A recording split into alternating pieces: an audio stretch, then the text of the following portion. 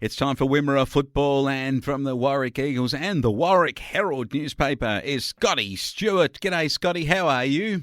Yeah, good, thanks, Wayne. Well, I was looking at the scores on Saturday night, and the top side played the bottom side, and the top side kicked 16-14. The bottom side kicked a goal in the first quarter, and after that they had just one goal in mind. Yeah, that's about it, the way they all panned out at Anzac Park there last weekend. Ararat, the ladder leaders, versus the bottom placed Eagles, and about how it panned out. It was a pretty wet sort of day, not great conditions for footy. A couple of heavy showers, one at the end of the Reezies and then one about half time again, so it made things a bit slippery. But it was actually interesting. A bit of a incident went down there. It's just before 3/4 time, and a couple of the Ararat boys were sent from the ground, and one Warrack Eagles fellow was sent from the ground, but it didn't worry the Ararat lads. They come out and kicked 7 goals, 8 in the last quarter, so they did that with 2 men short for 10 minutes. But it was a bit of an interesting tussle there, and the Eagles they did the same thing. They just battled to find that scoring option in the heavy conditions. It was made worse for them, so no good. Yeah, no good for them. And the only goal kicker for the day, and he would have been celebrated, was the coach, Daniel Bell. Kyle Cheney tried really hard, and Dylan Watts is coming on well. And Sobey, good player, Jake Sobey, and Maxi Inkster, I think, got talent to burn. We're watching for Armstrong kicking 4. He was really good. And Mendez, very good player. The other matches, it was the Dimboola side pushing their way along. They're looking for that top 3, and they beat Horsham D's easily, 16-9 to 8-6.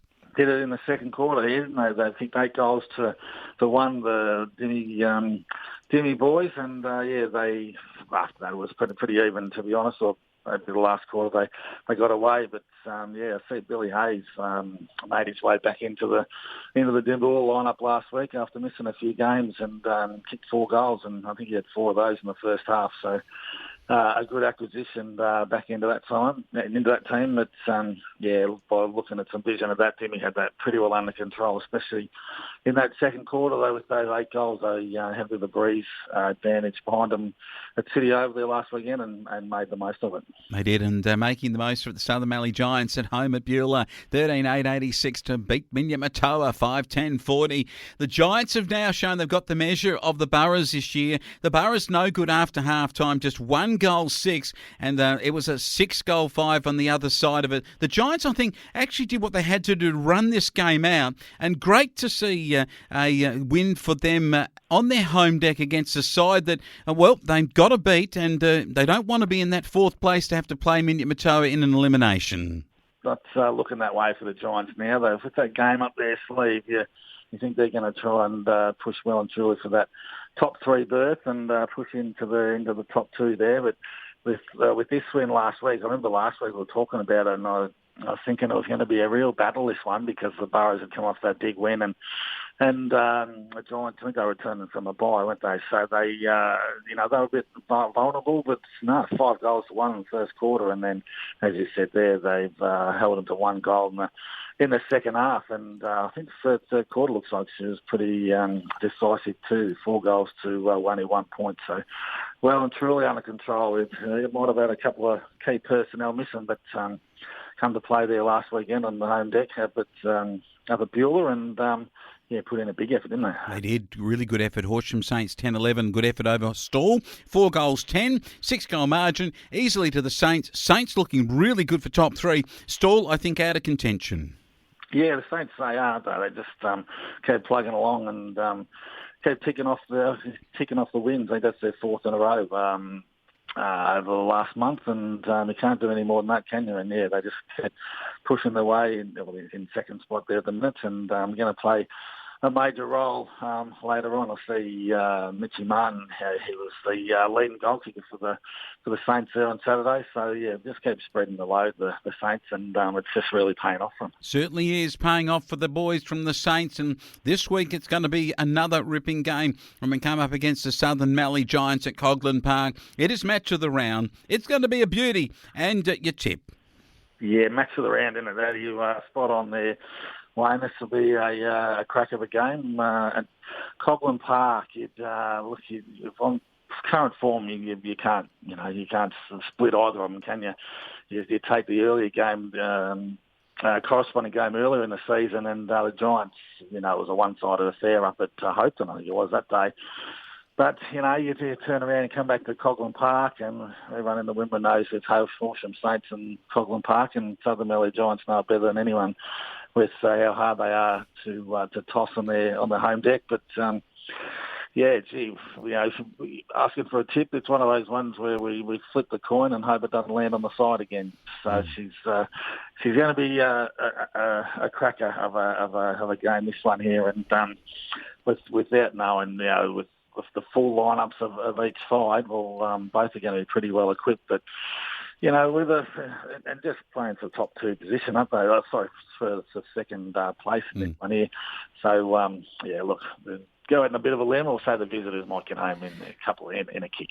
All right, he's gone for the Giants, and he'll play the Warrack Eagles. A chance for the Warrack Eagles up at Davis Park to get their first win of the season. These are the bottom two sides. Nil look better in terms of what they've done so far this year, and probably should be the favourite to beat on their home deck, the Warrack Eagles.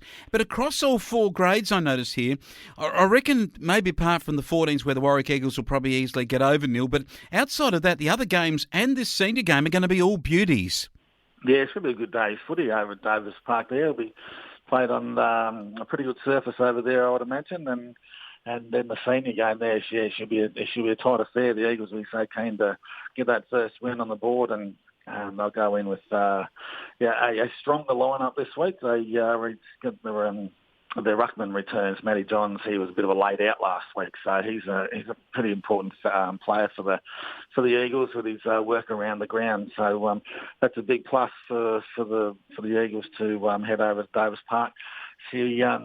You're right though. Neil will probably start this game favourites for sure, because they haven't, they've only had the one win for the year, but they've been highly competitive in most of their games. So they'll be keen to put their second win on the board. But I was just going to stay with the Eagles boys. I think they'll be really keen to open their account, and Danny Bell will have his boys pretty well up and firing. So if they get their game going, with which they have been working on over the last 2 or 3 weeks, they will be right in it, but will need to be in it right to the final whistle. Yeah, certainly a much easier opponent than the one they faced last week in Ararat, who play on their home deck against the D's. And quite often, there's a lot of rivalry through the junior grades. The kids now that are now playing senior football have had many a game against each other when they played junior football, and these two sides are the powerhouses of junior footy into the Wimmera, and now they play a senior game, but this time Ararat are the powerhouse, and the D's are really going to struggle.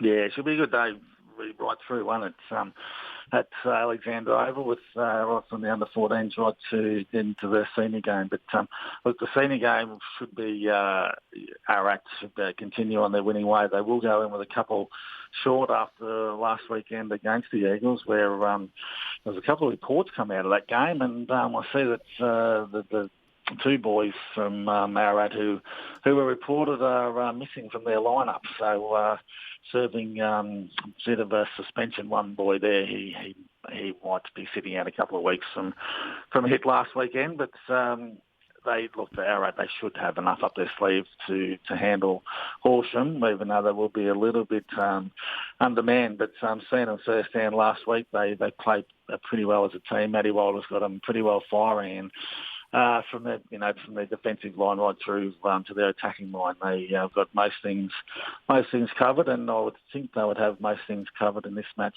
against Horsham, who'll battle along pretty hard, but might come short on this one, I think. Yeah, absolutely. It's a big weekend of Wimmera football, and the old thing of don't use your fists, let your football skills do the talking and the walking, and otherwise you end up with those cards and you're walking off the ground. And I think a young fella from Warrack was a little bit excited and just lucky to be out there again this weekend. Yeah, exactly. Separate incident there. He did get reported, but took it to the tribunal, and he with a good clean record, and being a young fella, up and coming young fella, and he was let off. So that's good news for him, and he'll take his place in the team this weekend. Yep, good on you, young Declan, and make sure that keep a clean record now from now on. Otherwise, you will be missing some footy. Great stuff. Thanks, Scotty from the Herald. We look forward to your comments next week. Yeah, no worries. Good on you, Wayne.